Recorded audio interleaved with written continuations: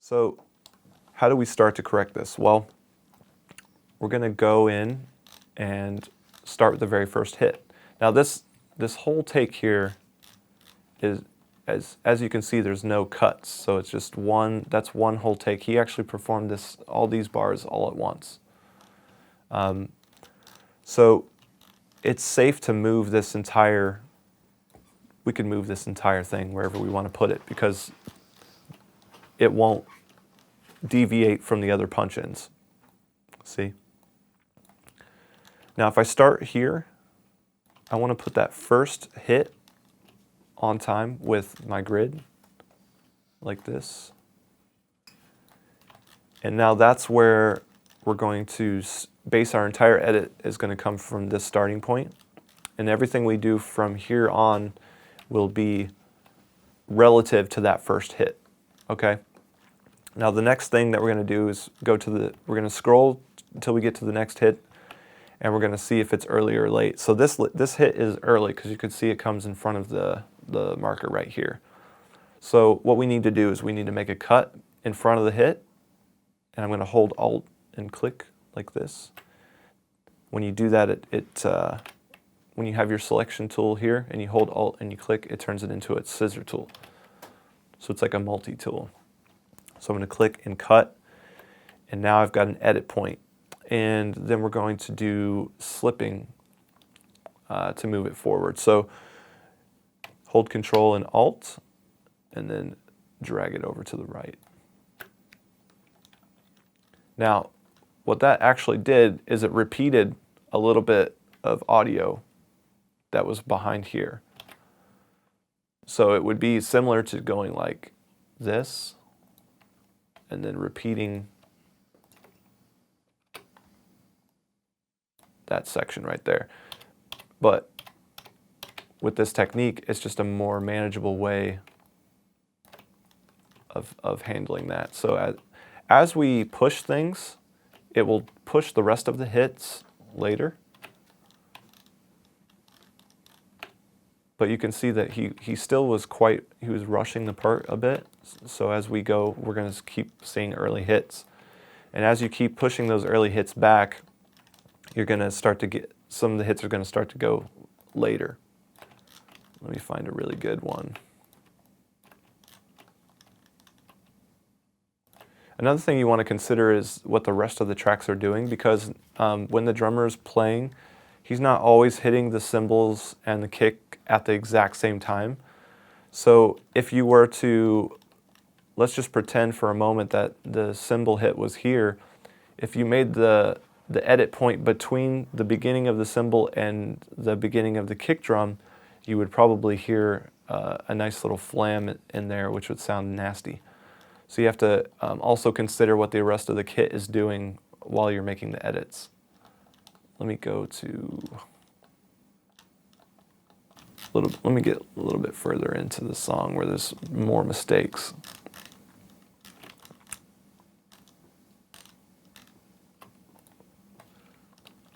Let's see here.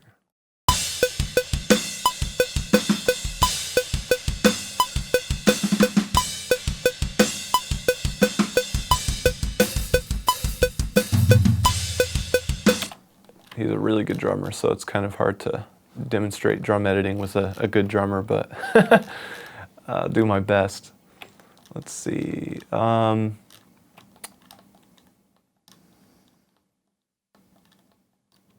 Do we have any questions while I'm looking for stuff? Regarding early drum hits, how do you deal with the glitchy artifacts? Matt wants to know. So, yeah. So we're using a technique called cut and slip. And what it's basically doing is it's just repeating audio or shortening audio. So like as I do this, it just repeated this part right here. Like this part is repeated from here. That's what it's doing. But here's the interesting thing about drums is that they're very burst-based. So there's a really loud sound, and then it like immediately dies and decays very quickly. So these little tiny edit points that we're putting right before those bursts, you can't really actually hear it. So I'm going to show you how just this this 2 bars that I've edited so far, you can hear. And I'll turn the click off. Very smooth. You can't really tell that there was much editing done. And that's before we've even done any crossfades. But you can get away with, I mean, I could probably even move it this far. Okay, so now you can hear that little glitch. That's when you know you're beyond a point that you can deal with. And that's when you have to make the decisions, like while you're recording the song, you need to know, was the drummer close enough to the click that I'm going to be able to edit this? Because if not, then you probably need to re-record it, because there's only so far you can push a hit before it starts to sound a little glitchy. So see, as I keep pushing it, it gets glitchier and glitchier.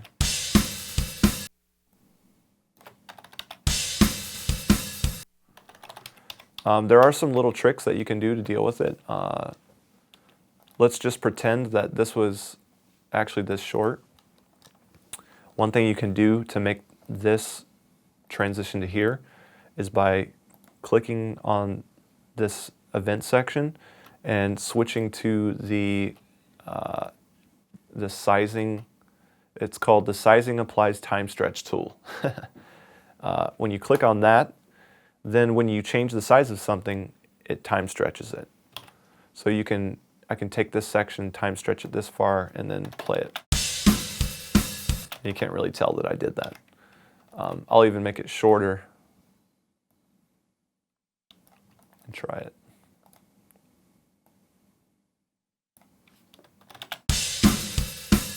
Okay, now it started to sound a little bit weird.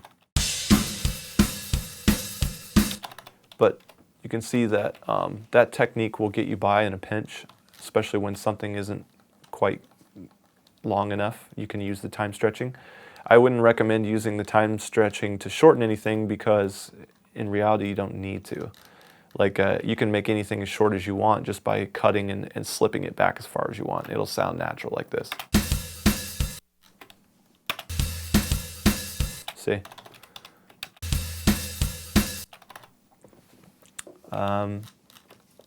Let's see. I want to find a spot where you can see the cymbal is way early in front of the hit.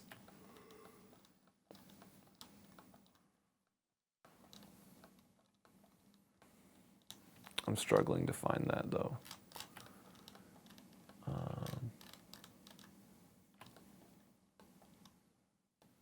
Here's one. Okay, so here's the snare hit. Let's just listen to it. So it's when he hits the snare and the china at the same time. If you look here, you can see the snare hit starts here, but the china starts here. So if you were to make your edit point, you're still in front of the snare, but now you're behind the china, so it's not going to sound good. You're going to hear a glitch. You hear that? So you need to make sure that you're taking into account that there might be one other thing in front of this, and that you make your edit point in front of that, and it'll sound like this. So that sounds a little better, less flammy. So that's basically just that's the 2 moves that you make. It's either early or late or on time. That's the only 3 things it could be, and then that's the moves you make. You either push it forward or pull it back, and you can only push it forward, or you can only move it to the right so far before it starts to glitch, and then that's where you need to either use time stretching or re-record it, or sometimes you can even you can take hits from other places. So let's just pretend that that this hit was like this short, and I need it to be twice as long as it is. So it's a snare and a hi-hat hit. So I could go and find another snare and hi-hat hit like this one, and I could just cut it out and then copy and paste it right there. And then that still should sound pretty smooth. Wait, let me rewind. So you can't even tell that I did that. Any other questions? Yeah, what's the value in editing each hit manually instead of using a quantized tool like Avid's Beat Detective? For Awesome example? question. Yeah. I hate computers. They don't do what I want them to do. I'm going to show you why. Okay, I'm going to just try something that's similar to Beat Detective, where you can, you say, hey, I want you to make a cut every time there's a drum hit, right? So if you go in here to the hit points and say edit hit points, it's going to put a mark where it thinks every single hit point is. Now, I just clicked it one time. I didn't do anything. I just clicked it once. And if we zoom in, we can already see that, look, it put the hit point here, but my hit's actually here. It already made a mistake just in one click. The more you use that stuff, I think the more mistakes it makes, and it just adds up to a big mess. Here's another one where I thought there were 3 hits here, but there's actually only 2. And so the advantage is that you have control over it. It does take a lot more time and a lot more energy because you have to manually fix every single hit. But at least you know that you'll be doing exactly what you want to do and not letting the computer do it for you, which I think is very important. One of the things that you'll see as you watch this course and as you learn more about my process, I tend to lean on doing everything manually because I want to have full control over every single decision in the song. I want to move every single kick hit. I want to put every single snare exactly where I want it to be, because I think that ends up making a better product in the end. So let's go back to the slides here. Classic editing, things to consider. The snare takes priority. That's because the snare is typically the loudest drum, and it's going to bleed through every single microphone that you have set up. So you have to kind of let the snare take priority, because if you don't, you're going to hear a lot of glitches and have a lot of problems. The kick moves can be more forgiving. Let me show you what I mean by that. Let's go back to the Cubase. So we're talking about keeping everything phase aligned. So every time you make an edit point, it's across every single track, and you're moving all of the audio all at once. Now, if you run into a scenario where the kick hit needs to be moved because it was hit at the same time as another drum, but it wasn't hit at quite the right moment, sometimes you can get away by moving it a little bit. Let me see if I can find a good one. So here's the snare drum and here's the kick. They're not quite at the same time. And let's say you wanted them to be exactly the same time. What you can do is you put the snare hit in place first, because that takes priority. And then what you can do is you can turn off grouping. You want to make sure that you have an edit point before the next edit, because you don't want to affect all the other kick drums in the song, just this one kick. So we have an edit point to the left and an edit point to the right where the kick drum lives.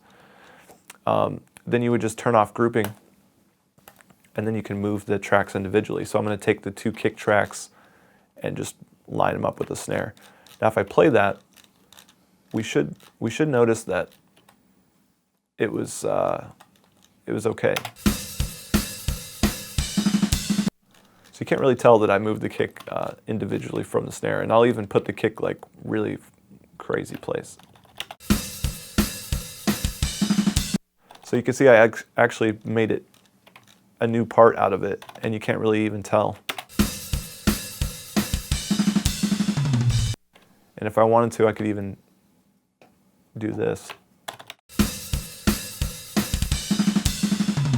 So generally the kick is more forgiving because you can kind of manipulate it separately from the rest of the kick without it causing any issues with the phase.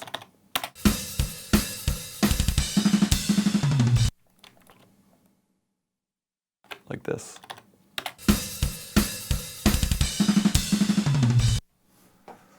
Okay, let's go back to the slides. So keep in mind to cut in front of where you're going to make your edit, or where your edit needs to be. So if your hit is early, you need to cut in front of it. But if your hit is late, you want to make sure, if we go back to Cubase, let me show you. If you have a hit that's late like this, and you want to move it backwards into place where this grid mark is, you can't cut on this side, because then it won't, there's no way you can slip it into place. So you have to give yourself room to make that edit by cutting in front of where you want to move it to. Let me undo some of this stuff. Okay, back to the slides.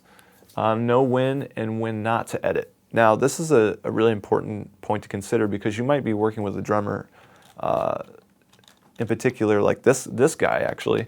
He's such a good drummer that there's kind of moments where you don't need to do any editing, and you don't want to do unnecessary edits, because, like, in other words, you don't want to edit for the sake of editing.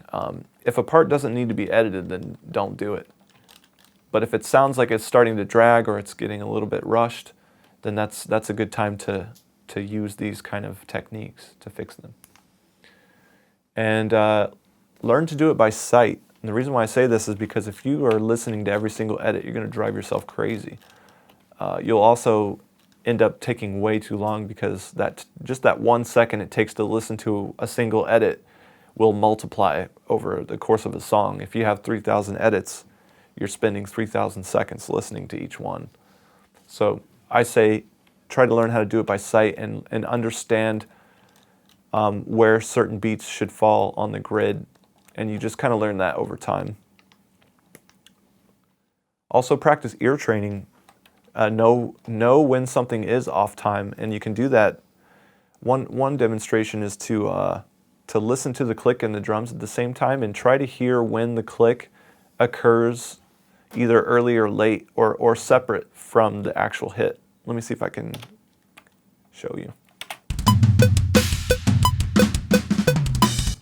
All right, so perfect example right here. This is a flam, and the flam is early. And if you actually listen to the click and the flam, they don't quite happen at the exact same time. I'll show you.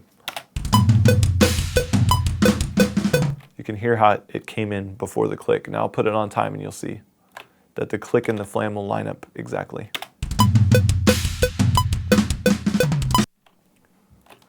And you can hear how he started to drag a little bit, and his beats start to fall behind the click.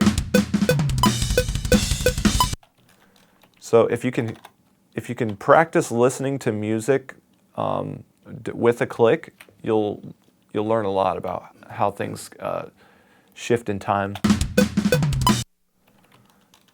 And I'll edit this really quick so you can hear what it would sound like perfect.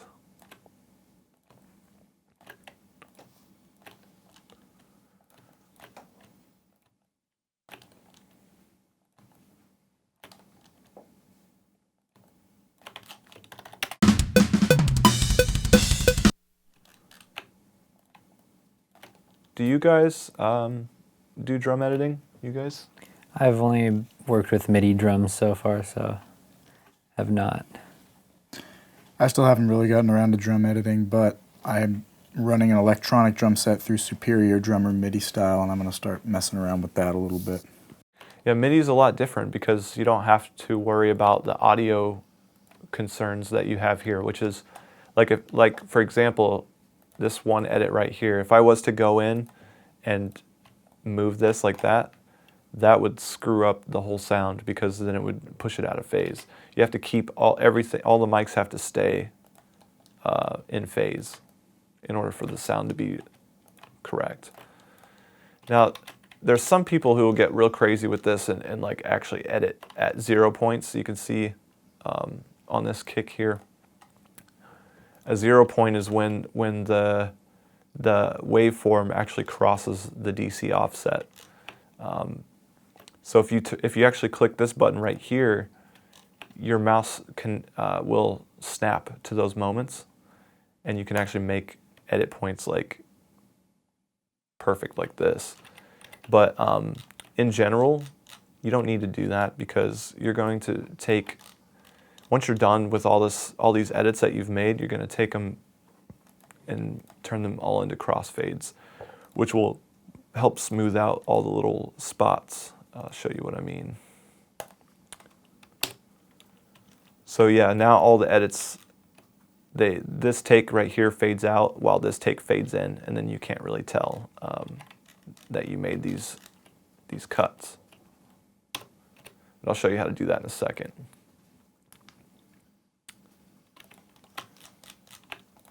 All right, so let's say you've taken the whole song and you've edited every single part. The very last step is to do the crossfading. I'll show you how to do it. So what you basically do is you select your entire song, all your edits, like this. And then you go up here to the nudge toolbar, and there's all these different ones where you can, if you click like move left, it moves all the audio to the left, like this. I don't know if you can see that. And then if you do it on a microscopic scale, so if I do like a 128th note and I do trim left, that gives me all these little overlaps. So all these overlaps are basically crossfade spots. So if I hit the X key, now all those overlaps have turned into crossfades. And it batches, so it does it for every single thing you have selected. Now, with drum editing, the crossfade that you use matters a lot, because if you use the wrong one, you're going to be able to hear every single time it hits one of those crossfades, you're going to have like this little volume duck. So in order to fix that, you press X one more time and it gives you the option to change what the crossfade is. And I always recommend doing the equal power crossfade because in my experience, it sounds the best. And I'll see if I can show you the difference. So here's equal power crossfades. And then let me turn it into regular crossfades.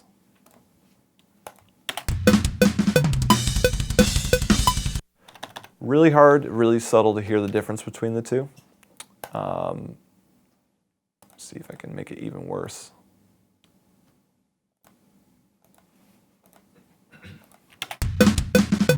Okay, now you can start to hear it. Yeah, hear how bad that is? So if you've got that equal power crossfade, you're never going to hear that. It's just smooth as butter. Cool. Let's go into, wait, do we have any more questions before I move on? Yeah, do you always lock on the grid, or do you leave some wiggle room, maybe 8 to 10 milliseconds, to keep it sort of semi-natural? I think what I like to do is, if I am working with a drummer who I think has like, really good feel, I'll tend to only make edit points at certain bar markers. And what I mean by that is, like, I might take this, if you look on the Cubase screen here, I might take the first kick hit and that's the downbeat. And then I might skip like 4 hits and then go to the next downbeat and see if he's still on time. Okay, he is, so I'm just going to leave it. Go to the next 4 beats. Okay, now he's a little early, so just push that back. Wait, let me turn this off. Okay, and then I'm going to just leave his, his groove, his vibe until I get to the next bar. And a lot of times that works really good. And then, of course, if you see something that's really off, like, for example, this bar marker here and this hit, there's a lot of space in there that we need to correct. So you make the corrections when they're necessary, but you don't make a correction every single time. And that will help you preserve the feel of what the drummer was doing. And that makes it sound more human and less robotic and stuff. And it kind of depends, if you're working with a band that has a lot of syncopated layers, like say you're adding like hi-hat layers and percussive elements, then you really do want to be like exactly on time, because if you're not, things start to flam it and get kind of sloppy. Yeah. When you move the kick by itself, won't it sound off in the overhead and room mics? That's a good question. I don't know if you guys could hear it, but I was trying to demonstrate that when you do move it, it is the least forgiving hit. It's the least forgiving drum. Now, in some scenarios, and maybe even in some rooms, you might have the kick, it's so loud that if you did move it, you would notice like it would flam really bad. But like in this particular recording, I can move the kicks pretty much wherever I want and you'll never know. But I can show you how it could end up sounding really bad. So if you look here, we've got a snare hit and then 2 kicks afterwards. And that cymbal is ringing out over top of it. So if I was to take just one of the kick hits and move it independently from the performance like this, you can hear that spot where the kick used to be. You can kind of hear like a little thump. I don't know if you can hear that. Or if I like just take the kick out completely. Hear how there was almost like a ghost note kick there? That's, I think that's what he's asking about, like how to, what do you do with that? A lot of times, my answer is really simple. You're not going to be able to tell once you add the guitars. So I'm going to put some guitars in and show you what I mean. So now you can't hear where that thump was. So a lot of times you can get away with things like that. If you are in a situation where you can hear it and it's coming through and it's bad and you don't want it to be there, it might just be a matter of going and finding a better hit. Like I said before, there's a lot of times where you can literally just cut entire hits and like drag it into place like this and just completely replace the hit with a different one. If you don't have any hits to replace it with, it's always a good idea to record your own drum samples from the actual setup before you start. And then you can like utilize those you can replace certain hits and stuff. Okay, one more question. Sure. How do you deal with flams?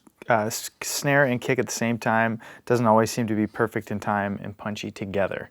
So how would you tackle that? So you are going to run into some scenarios where, for example, the drummer might hit the snare drum and the floor tom at the same time, but they're not lined up close enough.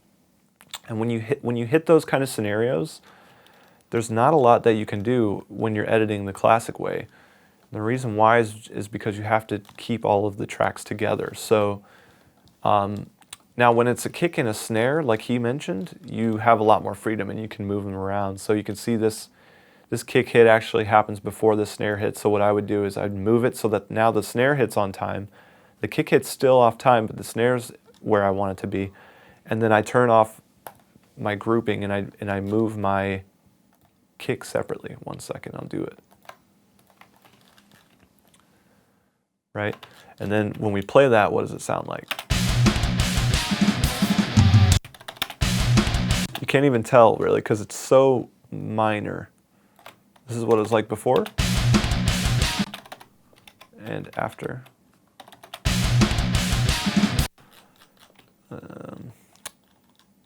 See if I can find. See, this guy's a really good drummer, so there's not a whole lot of very bad examples in here. But what I find is if it's kick and snare at the same time, you can move the kick. You put the snare on time and leave that in phase with the rest of the tracks, and then move the kick independently by itself. You can get away with that a lot more than you can trying to adjust the snare to the kick. And then if it's something where it's like tom related, you're kind of just shit out of luck. You have to hope that you've got a sample that you recorded that you can just paste over top of it.